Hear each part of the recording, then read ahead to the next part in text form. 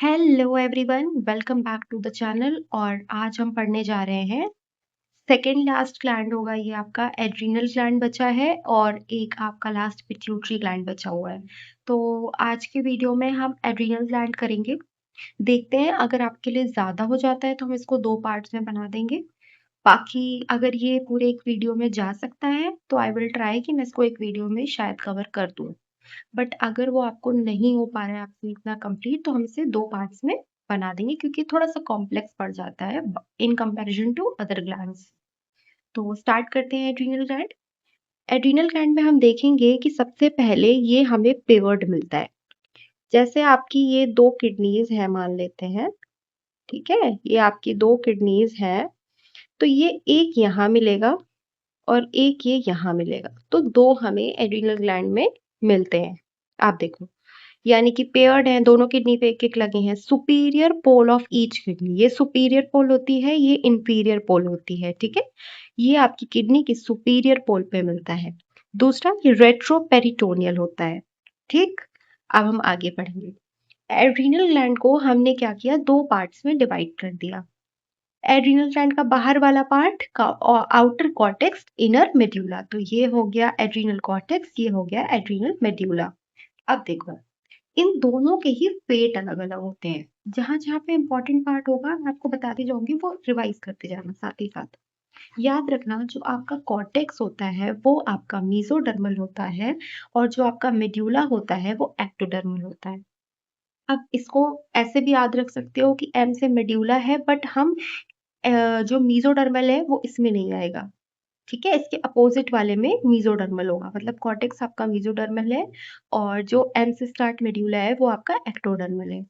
आप देखो, जो एड्रीनल कॉर्टेक्स है आपका, वो भी हमने 3 पार्ट्स में डिवाइड कर दिया। ज़ोना ग्लोमेरुलोसा जो हमें देता है मिनरलोकॉर्टिकॉइड्स, जो कि है आपका हार्मोन एल्डोस्टेरोन। फिर नेक्स्ट पार्ट है आपका ज़ोना वेसिकुलेटा, ये हमें देता है कॉर्टिसोल, जो कि एक ग्लूकोकॉर्टिकॉइड है। फिर आता है आपका ज़ोना रेटिकुलरिस, जो कि हमें एंड्रोजन्स देता है, यानी सेक्स हार्मोन्स देता है। फिर देखो, मेड्यूला वाले पार्ट पे देखो, ये आपका एक्टोडर्मल नेचर था, ये हमें 3 चीजें दे रहा है, नॉरएपिनेफ्रिन, एपिनेफ्रिन और डोपामीन। अब देखो क्या हुआ। The cells of ZZ divide and provide cells to other region of cortex like fasciculata and reticularis।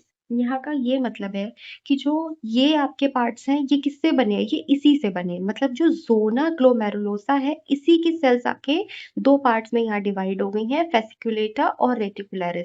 मतलब ऐसा नहीं है कि इनकी सेल्स और इनकी सेल्स अलग से आई हैं। अल्टीमेटली वो ज़ोना ग्लोमेरुलोसा की ही सेल्स हैं जो 2 और अलग पार्ट हमें दे रही हैं, जो हमें वेसिकुलेटा और रेटिकुलरिस की सेल्स दे रही हैं। अब अगर हम स्ट्रक्चर में देखें तो एल्डोस्टेरोन और कॉर्टिसोल काफी हद तक सेम जैसा दिखता है, ठीक है? जैसे कि देखो, यहाँ पर ये एल्डोस्टेरोन का स्ट्रक्चर पार्ट है, ये आपका कॉर्टिसोल का पार्ट है। जो आपका एल्डोस्टेरोन वाला पार्ट है, उसके 18th कार्बन पे लगा हुआ है एल्डिहाइड का ग्रुप। पर जो मेजर डिफरेंसेस आते हैं, मतलब 2 डिफरेंस की वजह से ये एल्डोस्टेरोन और कॉर्टिसोल अलग-अलग बिहेवियर शो करता है, ठीक है? अब देखो कैसे, क्या बिहेवियर शो कर रहा है। सबसे पहले जो एल्डोस्टेरोन है, उसके पास है आपका 18th कार्बन पे एल्डिहाइड ग्रुप CHO। पर कॉर्टिसोल में यही एल्डिहाइड ग्रुप आपका एब्सेंट है। सेम अब क्या हुआ, कॉर्टिसोल के पास 17th कार्बन पे है हाइड्रोक्सिल ग्रुप, जो यहाँ पर नहीं है। देखो, 11th और 21th पे इसके पास भी है, 11th और 21th पे हाइड्रोक्सिल इन दोनों के पास है। पर एक एक्स्ट्रा हाइड्रोक्सिल ग्रुप किसके पास है? कॉर्टिसोल के पास है, वो भी 17th कार्बन पे। बाकी द स्ट्रक्चर इज सेम। आप देखो, हाइपोथैलेमस से आता है आपका CRH, that is releasing hormone, ठीक है? Corticotropin releasing hormone. फिर एंटीरियर पिट्यूटरी से आता है ACTH, वो जाता है आपके एड्रीनल कॉर्टेक्स पे। आप एक चीज ये याद रखना, जो ये ACTH आया है, ऐसा नहीं है कि हर लेयर के लिए अलग अलग आएगा। ये पूरे कॉर्टेक्स के लिए एक बार में आएगा। मतलब ACTH आया और तीनों को ही स्टिमुलेट करेगा। ऐसा नहीं है कि इसके लिए अलग से आएगा, इसके लिए अलग से आएगा, नहीं, सबके लिए एक साथ आएगा।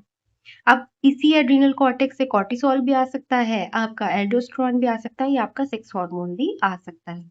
आप यहाँ पे बताया जो आपका हाइपोथैलेमस होता है उसके बारे में कुछ चीजें बताइए, जैसे वो डायर्नल होता है, मतलब डे टाइम पे वो ज्यादा एक्टिव होता है। ठीक है, इसका काम होता है कहीं ये सर्काडियन रिदम को भी फॉलो कर रहा होता है और ये पल्सेटाइल बिहेवियर शो करता है। पल्सेटाइल बिहेवियर का मतलब है कभी अप कभी डाउन, कभी अप कभी डाउन। ठीक है, इसकी एक्टिविटी ऐसी दिखती है, मतलब जैसे दिन में जब हम 8 AM सबसे ज्यादा एक्टिविटी होती है हाइपोथैलेमस की।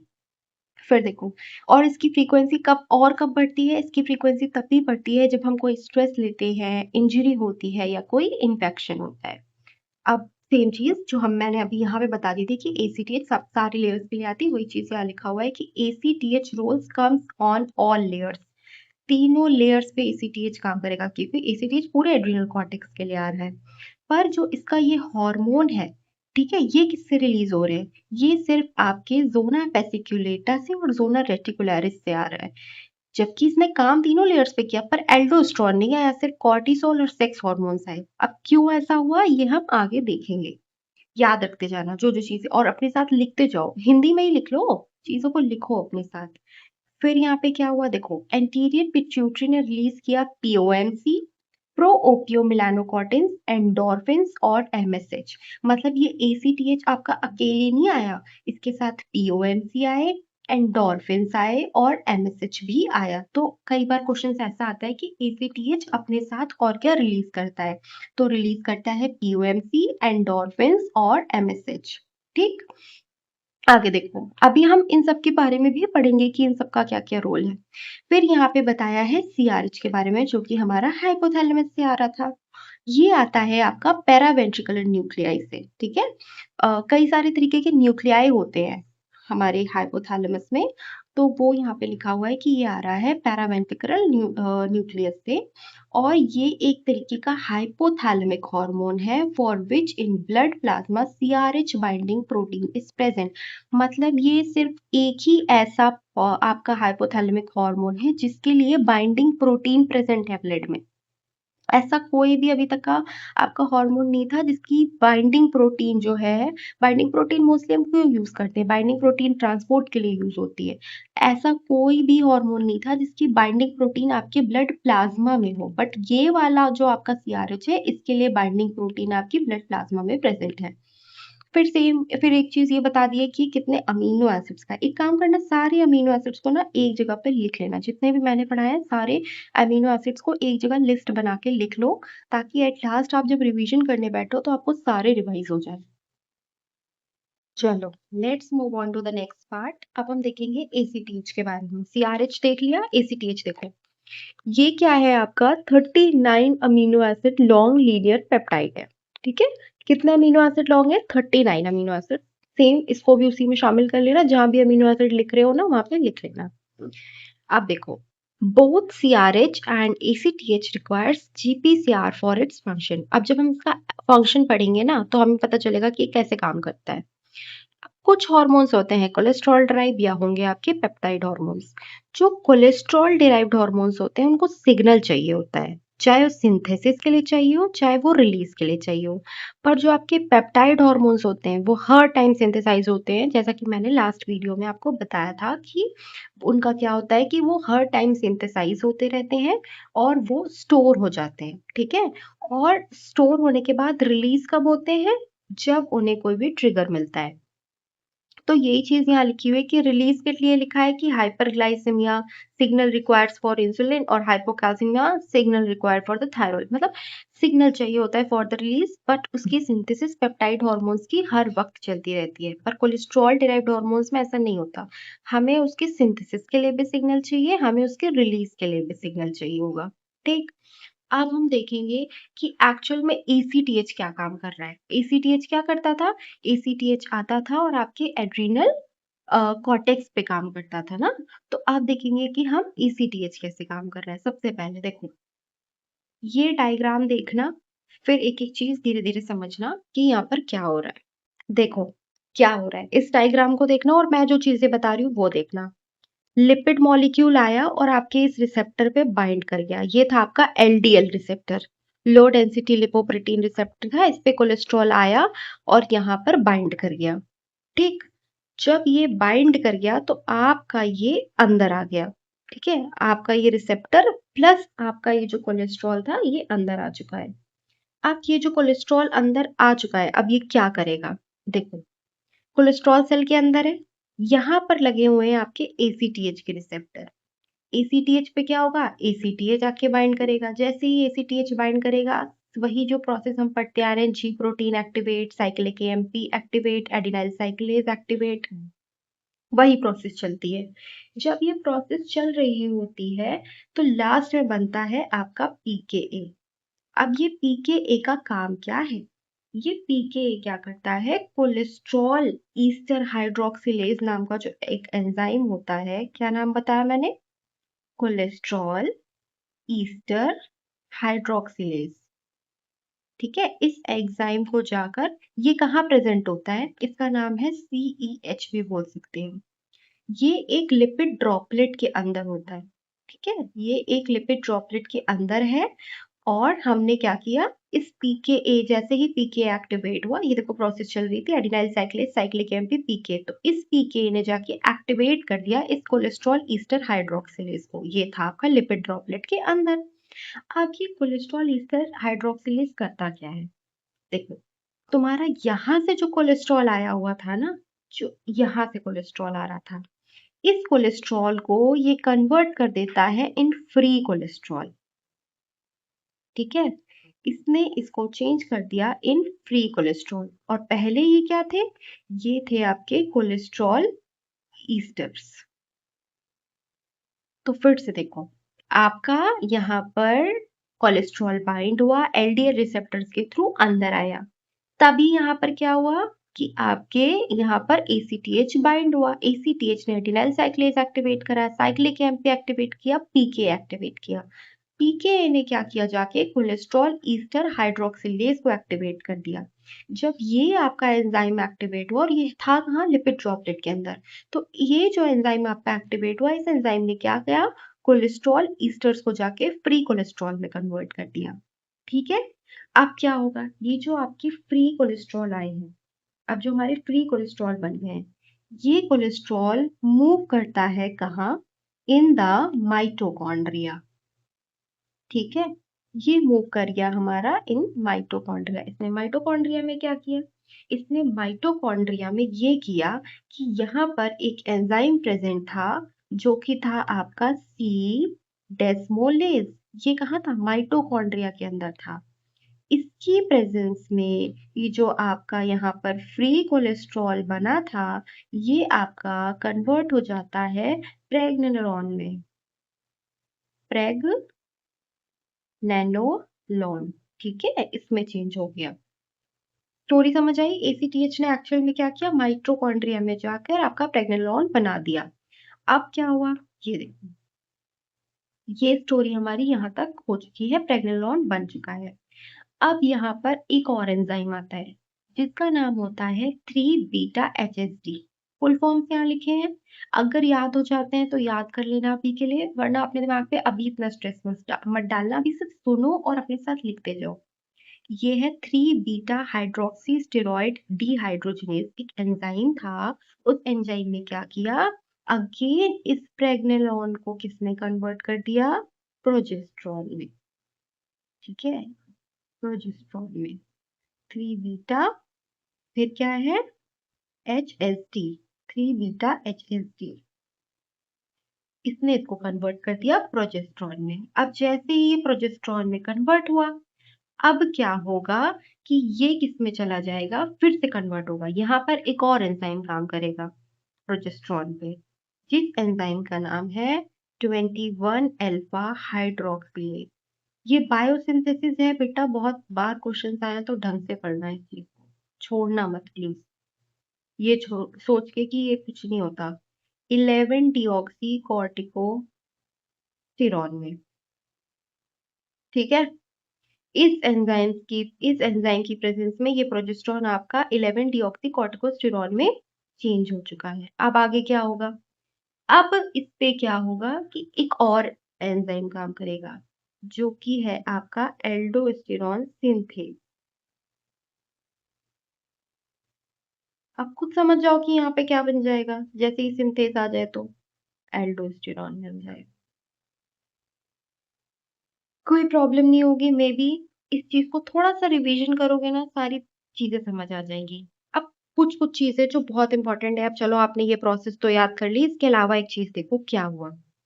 ये वाला जो आपका स्टेप था, ये वाला, this is all occurring in mitochondria. ठीक है, ये जो आपका स्टेप था, मैंने बता दिया कि ये वाला पार्ट आपका माइटोकॉन्ड्रिया में हो रहा था। पर जो बाकी बचे हुए स्टेप थे, लाइक ये एंजाइम, ये ये ये वाला जो पूरा पार्ट था, ये आपका हो रहा था स्मूथ एंडोप्लाज्मिक रेटिकुलम में। ठीक है, कहाँ हो रहा था? स्मूथ एंडोप्लाज्मिक रेटिकुलम में, SCR में। और जो आपकी फाइनल सिंथेसिस होती है एल्डोस्टेरॉन की, ये वाला पार्ट, ये भी आपका माइटोकॉन्ड्रिया में ही होता है। इसको ग्रीन कर लेना ताकि याद रहे। तो ये आपका एल्डोस्टेरॉन जो होता है 21 कार्बन कंपाउंड होता है। तो ये आपकी बायोसिंथेसिस है कि कैसे एक्चुअल में आपका एल्डोस्टेरॉन बन रहा है।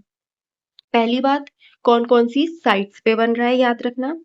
सबसे पहले माइटोकॉन्ड्रिया पे बनता है, फिर स्मूथ एंडोप्लाज्मिक रेटिकुलम पे बनता है, फिर एल्डोस्टेरॉन सिंथेज के बाद का जो स्टेप है वो फिर से हमारा माइटोकॉन्ड्रिया में होता है। ठीक, तो अब इस डायग्राम को देखना, सेम चीज मैंने यहाँ पे फ्लो चार्ट पे बताई है, तो आपको चीज समझ आ जाएगी।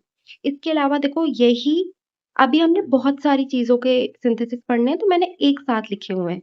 पर आप अगर एक स्टेप देखो, देखो कोलेस्ट्रॉल से प्रेग्नेलॉन बना किसकी प्रेजेंस में? सी डेस्मोलेज की प्रेजेंस में। फिर इसी प्रेग्नेलॉन से बनेगा प्रोजेस्ट्रॉन, जो कि 3 बीटा HSD के प्रेजेंस में बनेगा। फिर इसी प्रोजेस्ट्रॉन से आपका क्या बन जाता है? 11 डीऑक्सी कॉर्टिकोस्टेरॉन, जो बनता है 21 अल्फा हाइड्रोक्सिलेज की प्रेजेंस में। फिर यहाँ पर एल्डोस्टेरॉन सिंथेज काम करता है, जो कि एल्डोस्टेरॉन बनाता है, और फाइनल सिंथेसिस होती है माइटोकॉन्ड्रिया में। So this is the part जो आपको रिवाइज करना है अबाउट एल्डोस्टेरॉन। तो अब हमें एल्डोस्टेरॉन के बारे में चीज समझ आ गई कि इसकी सिंथेसिस कैसे होगी। तो आप चाहो तो स्क्रीनशॉट ले लेना। फिर देखो क्या बताया है कि ज़ोना ग्लोमेरुलोसा जो था, उसके पास ऐसा क्या हो रहा था कि देखो, एक चीज से याद रखना कि ज़ोना ग्लोमेरुलोसा के पास एक एंजाइम एब्सेंट होता है, जो होता है आपका 17 अल्फा हाइड्रोक्सिलेज। हमने ये पढ़ा नहीं, दैट मीन्स ये इसमें नहीं है। To which it can not for cortisol and sex hormone. देखो, देखो आपकी जो सारी लेयर्स है ना, सारे हॉर्मोन्स बनाने का, जैसे अगर हम मान लेते हैं ज़ोना ग्लोमेरुलोसा, तो ये तीनों हॉर्मोन्स बना सकती है। ज़ोना पेसिकुलेटा तीनों हॉर्मोन्स बना सकती है, ज़ोना रेटिकुलरिस तीनों हॉर्मोन्स। कुछ रीजंस हैं कि ये सिर्फ और सिर्फ एल्डोस्टेरॉन ही बना रहा है, पर इसका पोटेंशियल है कि ये तीनों हॉर्मोन्स बना सकता है, एल्डोस्टेरॉन, कॉर्टिसोल या सेक्स हॉर्मोन्स, तीनों को बना सकता है। पर कोई तो वजह है ना कि ये नहीं बना पा रहा है, तो वो चीज यहाँ पे बता रहे हैं। तो जो आपका ज़ोना ग्लोमेरुलोसा है, उसके पास एक एंजाइम नहीं है जिसका नाम है 17 अल्फा हाइड्रोक्सिलेज, जिसकी वजह से वो आपका कॉर्टिसोल और सेक्स हार्मोन नहीं बना सकता। अगर उसके पास ये एंजाइम होता तो वो तीनों बनाने की क्षमता रखता है। ठीक है, तो इसके पास क्या नहीं है? 17 अल्फा हाइड्रोक्सिलेज नहीं है। नेक्स्ट देखो, where is aldosterone synthase gene is silenced in zona fasciculata and zona reticularis. अब ये दोनों भी बनाने की क्षमता रखते हैं, पर यहाँ पे क्या प्रॉब्लम हुई? ये क्यों नहीं बना पा रहे हैं एल्डोस्टेरॉन? क्योंकि इनके पास क्या नहीं है? एल्डोस्टेरॉन सिंथेज वाला जो आपका हार्मोन, सॉरी, आपका जो एंजाइम था, वो यहाँ पर साइलेंस्ड है। जीन यहाँ पे वो साइलेंस है, तो ऑब्वियस सी बात है, काम नहीं करेगी। तो इसके पास 17 अल्फा हाइड्रोक्सिलेज नहीं है, और इसके पास, इन दोनों के पास एल्डोस्टेरॉन सिंथेज नहीं है, इसलिए ये पर्टिकुलर जीन्स, पर्टिकुलर हॉर्मोन्स नहीं बना पाते हैं। अब देखो, यहाँ पे कुछ बताया हुआ है ज़ोना ग्लोमेरुलोसा के बारे में कि ये मिनरलोकॉर्टिकॉइड है। अब इससे आता था हमारा एल्डोस्टेरॉन। अब ये एल्डोस्टेरॉन क्या करेगा, ये पढ़ो। एल्डोस्टेरॉन क्या करेगा कि वो कराएगा हमारा reabsorption of sodium in the body. जो आपका सोडियम बाहर निकल रहा है, उसको ये आपका क्या कराता है? रीएब्जॉर्ब कराता है। ठीक है, simultaneously release potassium through the urine. मतलब सोडियम को रीएब्जॉर्ब कराता है और पोटेशियम को बाहर भेजता है। ठीक है, मतलब सोडियम को तो ये इन ले रहा है, अंदर ले रहा है, पर जो आपका पोटेशियम है उसको आउट भेज रहा है वाया यूरिन। तो सिग्नल क्या है, जैसे ही सोडियम कम हुआ, हाइपोनेट्रीमिया मतलब हमें पता चला कि हमारे ब्लड में आपका जो सोडियम आयन का कंसंट्रेशन है तो वो कम हो गया है। तो ये क्या करेगा, तुरंत ये एल्डोस्टेरोन काम करने लगेगा। अब पता कैसे चलेगा, क्योंकि हर सेल के पास होते हैं आपके सोडियम पोटेशियम एटीपीज, तो ये तुरंत क्या करते हैं, सिग्नल बता देते हैं कि कुछ यहाँ पर गड़बड़ हो रहा है। तो अब हम नेक्स्ट पार्ट पे चल रहे हैं। देखो नेक्स्ट पार्ट में क्या बताया गया है कि क्या रीजंस हो सकते हैं कि हमारे ब्लड में सोडियम कम है, हमारी बॉडी में सोडियम की कमी है। या तो स्वेटिंग बहुत ज्यादा हो रही होगी, कोई इंजरी हो गई होगी जिसकी वजह से ब्लड लॉस हो गया है यानी हाइपोवॉल्यूमिया। और अगर हाइपोवॉल्यूमिया हुआ तो ऑब्वियस सी बात है कि हाइपोटेंशन भी आएगा। अब एक चीज, जो प्रेशर होता है आपका वो कौन मेजर करता है, प्रेशर हमेशा जो आपके मेजर करते हैं उसके कुछ रिसेप्टर्स होते हैं जिन्हें हम बोलते हैं बैरो रिसेप्टर। अब ये जो बैरो रिसेप्टर होते हैं ये दो तरीके के हैं, ये है आपका लोकल और ये है आपका सिस्टमिक। अब देखो ऐसे समझो, इससे समझोगे तो आपको समझ आएगा। ये जो रीनल पार्ट लिखा हुआ है ना, हम पहले लोकल वाले को ही पढ़ रहे हैं। तो हम पढ़ रहे हैं कि रीनल या किडनी में जो अर्ली डीसीटी वाला पार्ट होता है उसमें दो तरीके की सेल्स मिलती हैं, मैक्यूला डेंसा और जेजी सेल्स। जो आपकी मैक्यूला डेंसा सेल्स हैं वो आपकी हैं कीमो रिसेप्टर्स, केमिकल को सेंस करने वाली। फिर जो जेजी सेल्स हैं ये आपकी बैरो रिसेप्टर्स यानी कि प्रेशर को जज करने वाली। तो जब जेजी सेल्स को लगता है कि प्रेशर घट बढ़ गया है तो ये क्या करती हैं, एक एंजाइम रिलीज करती हैं रेनिन नाम का। ठीक, रेनिन आया। आप एक चीज और बताइए यहाँ पे कि ये रेनिन कभी कभी एडिपोज टिश्यू से भी आता है। तो मतलब जो रेनिन है ऐसा नहीं कि सिर्फ किडनी वाले पार्ट से आ रहा है, this also comes from adipose tissue. अब इस रेनिन का काम क्या है, ये हम देखते हैं। रेनिन का काम है एंजियोटेंसिनोजन को एंजियोटेंसिन 1 में कन्वर्ट करना। कैसे करेगा, आगे बढ़ो। ये जो एंजियोटेंसिनोजन है ये आपका 452 अमीनो एसिड का है। ठीक है, प्रोड्यूस कौन कर रहा है, लीवर प्रोड्यूस करके दे रहा है और हर वक्त प्रोड्यूस हो रहा है, produce by liver all the time. Angiotensinogen के बारे में हम पढ़ रहे हैं पहले। अब क्या होता है, cleaves two amino acids from angiotensinogen from N terminal to give angiotensin 1। Renin ने क्या किया, इससे दो अमीनो एसिड्स को कट कर दिया। ठीक है, और कहाँ पे कट किया, एन टर्मिनल पे कट किया और हमें क्या मिल गया, एंजियोटेंसिन 1। अब ये जो एंजियोटेंसिन 1 था ये क्या करता है, ये मूव करने लगता है और मूव करके आ जाता है लंग्स की कैपिलरी बेड पर। लंग्स कैपिलरी बेड पर आ गया। अब लंग्स कैपिलरी जो बेड थी, लंग्स कैपिलरी बेड ऐसी दिखती है, ऐसे। अब इसके अंदर बहुत सारे ऐसे ऐसे करके और भी कैपिलरीज मिली होंगी। अब ये यहाँ से गुजर रहा है, इससे गुजरता हुआ इधर से निकलेगा। तो यहाँ पे एक एंजाइम लगा होता है जो कि होता है एज। ठीक है, क्या लगा होता है, एज। एज का नाम क्या है, एंजियोटेंसिन कन्वर्टिंग एंजाइम। क्या नाम है, एंजियोटेंसिन कन्वर्टिंग एंजाइम। अब इसके बारे में भी कुछ चीजें जान लो एज के बारे में। ये एक जेडन चिलेटिंग बाइंडिंग एजेंट है, मेम्ब्रेन बाउंड है। किसकी मेम्ब्रेन पे बाउंड है, लंग कैपिलरी बेड की मेम्ब्रेन पे बाउंड है। ये हमें रिप्रोडक्टिव ट्रैक्ट में मिलता है और जीआईटी, सॉरी रिप्रोडक्टिव कह रही हूँ, रेस्पिरेटरी ट्रैक्ट में मिलता है और जीआईटी में मिलता है। इसका काम है कि एंजियोटेंसिन 1 को एंजियोटेंसिन 2 में कन्वर्ट कर देना। ओके, इसका क्या काम है कि ये एंजियोटेंसिन 1 को, अब इस जब ये इससे निकल के गुजर रहा होगा आपका ये एंजियोटेंसिन 1, तो ये 2 में कन्वर्ट जब होके इधर आएगा तो ये एज से गुजर के आया होगा और ये एंजियोटेंसिन 2 में कन्वर्ट हो गया होगा। जब ये 2 में कन्वर्ट हो गया होगा तो यहाँ पर हमें जो मिलता है वो 8 अमीनो एसिड का लास्ट स्ट्रक्चर मिलता है। और ये जो 8 अमीनो एसिड्स होते हैं इसमें भी हमारे 2 अमीनो एसिड्स कट हुए होते हैं।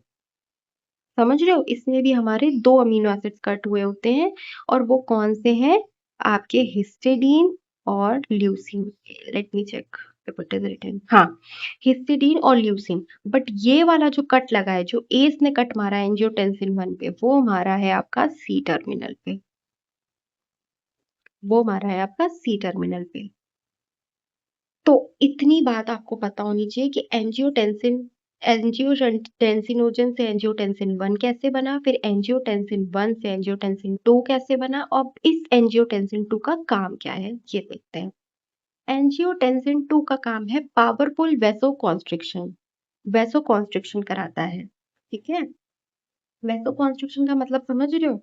अब जैसे हमें पता चल गया है कि हमारी बॉडी में ब्लड कम है, तो हम क्या करेंगे, अपनी वेसल्स को और पतला कर देंगे, ताकि अब हम ब्लड तो अचानक बढ़ा नहीं सकते, पर हम इसका ल्यूमेन तो कम कर सकते हैं ना।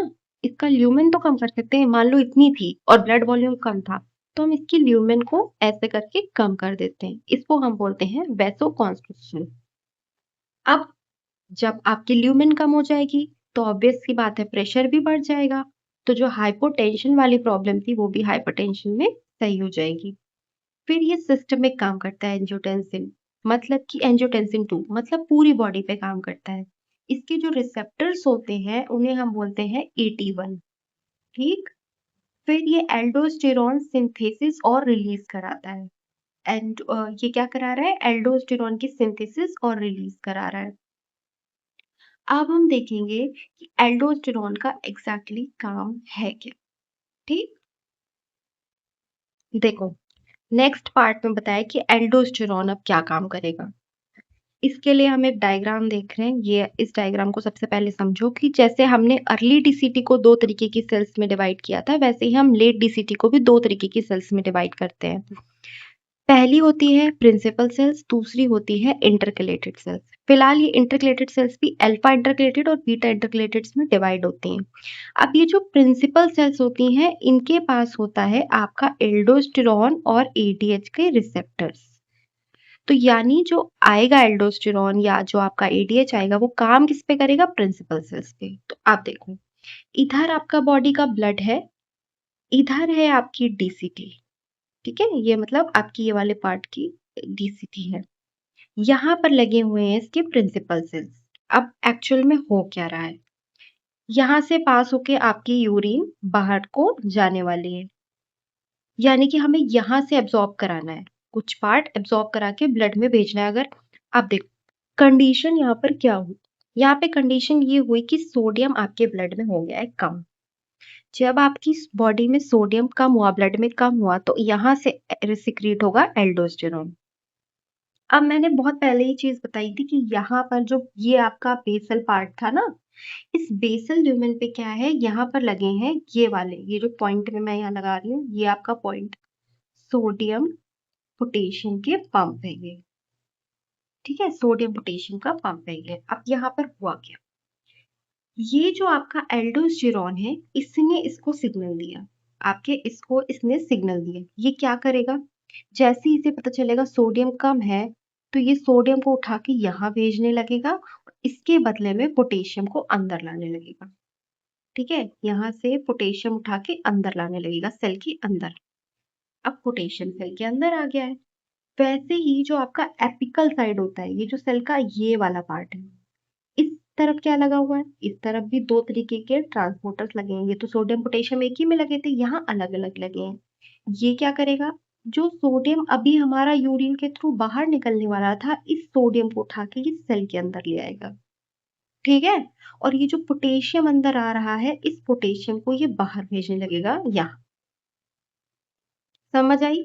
इसीलिए बोलते हैं कि जो आपका एल्डोस्टेरॉन होता है, ये सोडियम को रीअब्सॉर्ब कराता है और पोटेशियम को बाहर भेजता है। बेसल ल्यूमेन पे आपके सोडियम पोटेशियम लगे थे, जो सोडियम को उठा के यहाँ भेजे थे। अब सेल में हो गया सोडियम कम, जैसे ही सेल में सोडियम कम हुआ, तो उसने क्या किया, यहाँ से सोडियम को उठाना शुरू किया, सोडियम को उठा के सेल के अंदर भेजा, और यहाँ पे लगे थे पोटेशियम, पोटेशियम ज्यादा हुआ, पोटेशियम बाहर निकलने लगा, तो पोटेशियम आपका एक्सक्रीट आउट हो जाएगा, सोडियम आपका यहाँ पर रीएब्सॉर्ब हो गया।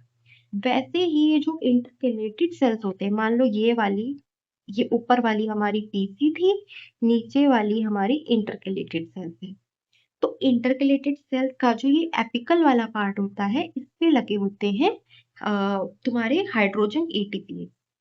ठीक है, ये स्टार बना देती हूँ मैं। यहाँ लगे होते हैं एपिकल पार्ट पे हाइड्रोजन एटीपीएस। अब ये हाइड्रोजन एटीपीएस क्या करते हैं, सेल से हाइड्रोजन को उठा के इधर फेंकते हैं, इसीलिए हमें जो आपकी यूरिन मिलती है वो स्लाइटली एसिडिक मिलती है, क्योंकि H+ इधर बढ़ता जाएगा अगर ये इंटरकलेटेड सेल्स आपके यहाँ पर हाइड्रोजन को भेजते हैं। तो ये आपकी पूरी मैकेनिज्म है, एक बार पढ़ के दिखा रही हूँ आपको। सेम चीज़ यहाँ पर लिखी हुई है। ये वही डायग्राम है जो मैंने यहाँ थोड़ा-सा आपके लिए बड़ा करके बनाया आपको समझाने के लिए। फिर देखो, ये वाला जो पार्ट है आपका, इसको भी देख लो एक बार। वही लिखा हुआ है कि इंटरकलेटेड सेल्स पे आपके कौन से हाइड्रोजन एटीपीज लगे होते हैं एपिकल पे, जो कि आपके हाइड्रोजन को बाहर भेजते हैं, जिससे कि ये आपके जो हाइड्रोजन है ये आपके कहाँ जाने लगते हैं, इन यूरिन बाहर निकलने लगते हैं, और इससे यूरिन आपकी स्लाइटली एसिडिक हमें मिलती है। अब नेक्स्ट और लास्ट टॉपिक है, यहाँ इस टॉपिक के बाद हम यहाँ पे एंड करेंगे और ज़ोना पैसिफिलोटा को नेक्स्ट वीडियो में कवर करेंगे, क्योंकि अभी आपको इतना पढ़ना बहुत इंपॉर्टेंट है। पहले एक-एक चीज़ को कवर करो। एंडोस्ट्रोन थोड़ा-सा कॉम्प्लेक्स हो जाता है उसकी सिंथेसिस वगैरह देख के, तो पहले इतना कवर करो, क्योंकि आपका जो सेक्स हार्मोन्स वाला पार्ट हो गया वो बहुत ही कम है, इतना नहीं है। इसके अंडर हम इतना नहीं पढ़ेंगे, मोस्टली उसको रिप्रोडक्शन में कवर करेंगे। तो यहाँ पर हम क्या कर रहे हैं, सिर्फ हमें कल कॉर्टिसोल करना है और कुछ पार्ट देखना है, तो वो हम कल कवर कर लेंगे। अब देखो यहाँ पर क्या हो रहा है। Aldosterone escape, next topic. Aldosterone escape के नाम से ही समझ लो, इसका ये मतलब है कि एल्डोस्टेरॉन बॉडी में है, स्टिल हमारा सोडियम रीअब्सॉर्ब नहीं हो पा रहा है, और वो क्या हो रहा है कि वो बाहर निकल जा रहा है in urine. Aldosterone function is to retain the sodium ion in body. However, sodium ions are released in the urine even in the presence of the aldosterone. This is the aldosterone escape. अब ये ऐसा क्यों होता है? ऐसा तब हो सकता है जब हमें बायलेटरल एड्रीनो हाइपरप्लासिया हो। समझ रहे हो इसका क्या मतलब है? जो आपका एड्रीनल ग्लैंड है उसका साइज बढ़ जाए। अब मान लो आपका ये एड्रीनल ग्लैंड यहाँ लगा था, इसका साइज बढ़ गया। अब इसका साइज बढ़ेगा तो एल्डोस्टेरोन भी तो बढ़ेगा, ठीक है? एल्डोस्टेरोन भी बढ़ेगा। नॉर्मली क्या होता था, जब सोडियम कम होता था तब एल्डोस्टेरोन आता था, पर यहाँ पर क्या होगा कि एल्डोस्टेरोन हर टाइम सिक्रीट होता रहेगा और ज्यादा एल्डोस्टेरोन आएगा, यानी कि most of the sodium ions जो है वो आपके ब्लड में ही रहेंगे, ठीक है?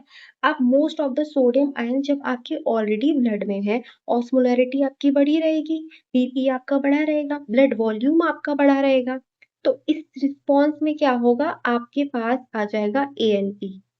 अब ये एएनपी क्या है, ये है एट्रियल नाइट्रीयूरेटिक पेप्टाइड। एएनपी का क्या काम होता है, ये एपिथेलियल सोडियम आयन चैनल्स को क्या कर देते हैं, ब्लॉक कर देते हैं, ठीक है? यानी कि जब ऐसा हुआ कि सोडियम यहाँ पर बहुत बढ़ गया, बहुत ज्यादा बढ़ चुका है, तो आ जाता है आपका एएनपी, ठीक है? एएनपी क्या करता है, ये वाला जो आपका सोडियम आयन था, ये वाला चैनल इसको ब्लॉक कर देता है, एपिकल वाले को। अब ये हो गया ब्लॉक, तो क्या यहाँ से डीसीटी से कुछ भी अंदर रीअब्सॉर्ब हो पाएगा? ऑब्वियसली नहीं हो पाएगा। जब नहीं हो पाएगा तो इसकी वजह से sodium do not enter in the cell, rather appear in the urine, ठीक है? फिर से देखो क्या हुआ कि एल्डोस्टेरोन के होते हुए भी आपका जो सोडियम आयन था वो रीअब्सॉर्ब ना होकर के यूरिन के थ्रू बाहर निकल रहा है। ऐसा क्यों हो रहा है? क्योंकि एड्रीनो हाइपरप्लासिया हो गया, यानी कि आपके एड्रीनल ग्लैंड का साइज बढ़ गया है। जब एड्रीनल ग्लैंड का साइज बढ़ा यानी कि एल्डोस्टेरोन ज्यादा आ रहा है। एल्डोस्टेरोन ज्यादा आ रहा होगा तो पहले क्या होगा, स्टार्टिंग बात कर रहे हैं, ठीक है? स्टार्टिंग में तो आपका सोडियम जो था वो देखो, एल्डोस्टेरोन कब आना चाहिए, एल्डोस्टेरोन तब आना चाहिए, कंडीशन पे आना चाहिए जब हमारी बॉडी में सोडियम कम हो, बट यहाँ पर तो हर टाइम आपका एल्डोस्टेरोन बन रहा है। तो क्या हुआ कि आपकी बॉडी में सोडियम बहुत ज्यादा हाई हो गया, हर टाइम बन रहा है, तो यानी कम नहीं है भी है तो भी बढ़ा हुआ है, तब भी वो रीअब्सॉर्ब कराता जा रहा है, यानी एक टाइम आएगा कि सोडियम बहुत ज्यादा बढ़ जाएगा, ऑस्मोलैरिटी बढ़ जाएगी ब्लड की, तब आ जाता है इसके रिस्पॉन्स में एएनपी, ठीक है? और ये आता कहाँ से एएनपी, ये हार्ट हार्ट का आपका हार्ट के एट्रियम पार्ट से आता है। तो एएनपी आया, एएनपी ने क्या किया, आकर आपके ये वाले सोडियम चैनल्स को कर दिया ब्लॉक। अब जब सोडियम चैनल्स ब्लॉक हो गए तो यहाँ से कुछ रीअब्सॉर्ब नहीं हो रहा और सोडियम आपका बाहर यूरिन के थ्रू निकल के जा रहा है। तो दिस वाज द पार्ट जो हमें कवर करना था, इसके अलावा हमें कुछ भी नहीं करना है। मैंने ऑलमोस्ट सारा पार्ट आपका एल्डोस्टेरोन का इधर कवर कर दिया है। इसके बाद हम करेंगे कॉर्टिसोल। नेक्स्ट वीडियो जो पार्ट 2 होगा उसमें हमें कॉर्टिसोल करना है, सेक्स हार्मोन्स करना है और आपका एड्रिनल मेड्यूला कवर करना है। तो नेक्स्ट पार्ट थोड़ा-सा लंबा हो सकता है, तो उसके लिए पहले से रेडी रहना और उस पार्ट के आने से पहले ही अपने प्रीवियस ये वाला जो एड्रिनल का लेक्चर है इसको लगा के प्रॉपर नोट्स बना के रखना अपने पास। अगर कुछ कन्फ्यूजन्स हो तो उसे कमेंट सेक्शन में लिख देना, तो जब भी मैं देखूँगी मैं उसे क्लियर कर दूँगी या कुछ ऐसा मिलता है आपको मिलता है अपनी तरफ से जो सीएसआईआर के पॉइंट से, एमएससी के पॉइंट से या किसी भी एग्ज़ाम के पॉइंट से थोड़ा-सा नेसेसरी है, तो उसे आप थोड़ा भी नेसेसरी है तो आप मुझे लिख देना। मैं उसके बारे में थोड़ा बहुत पढ़ के आपको चीज़ें ऐड करवा दूँगी। So that's it for the today. That's it for the video. So meet you in the next video. See you soon. Bye.